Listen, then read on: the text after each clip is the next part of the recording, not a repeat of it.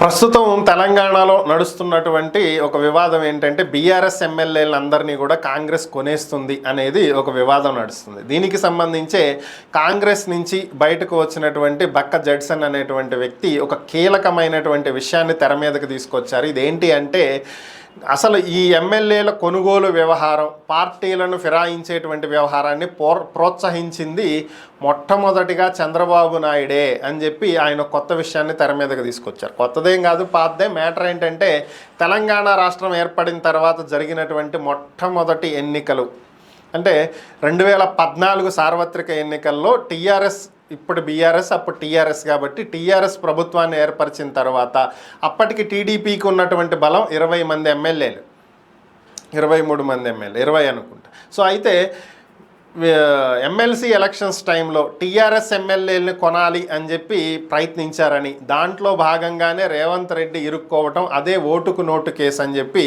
ఆయన తెర మీదకు తీసుకొచ్చారు ఈ విషయాన్ని.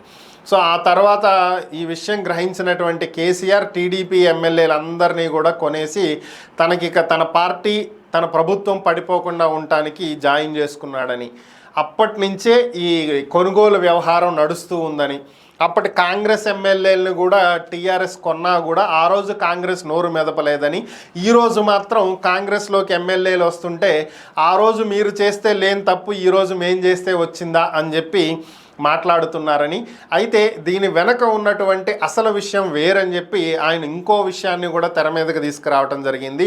భవిష్యత్తులో కాంగ్రెస్ అధిష్టానం తెలంగాణలో ఉన్నటువంటి ముఖ్యమంత్రిని మార్చేటువంటి అవకాశం ఉందని, ఒకవేళ రేవంత్ రెడ్డిని తీసి వేరొకరిని ముఖ్యమంత్రిగా వేసేటువంటి పరిస్థితే వస్తే ఇప్పుడు చేర్చుకుంటున్నటువంటి ఎమ్మెల్యేలని తీసుకుని వీళ్ళంతా నా ఎమ్మెల్యేలు, నేను వెళ్ళిపోతాను అని చెప్పి ఆయన బీజేపీకో లేదంటే ఇంకో పార్టీకో వెళ్ళి మద్దతు ఇచ్చి అక్కడ సీఎం అవ్వాలనేటువంటి వ్యూహంతో ఉన్నారని, దాదాపుగా ఇప్పటికి ఒక 9 మంది ఎమ్మెల్యేలు వెళ్ళారు, ఓవరాల్గా ఇంకో 11 మంది వరకు కొనొచ్చు, మొత్తం 20 మంది ఎమ్మెల్యేలను తీసుకుని ఆయన గ్రిప్లో పెట్టుకుని రేపు కాంగ్రెస్ అధిష్టానాన్ని బ్లాక్మెయిల్ చేయటానికి ఆయన ప్లాన్ చేస్తున్నారు అని చెప్పి ఆయన ఒక కొత్త విషయాన్ని తెర మీదకి తీసుకొచ్చారు.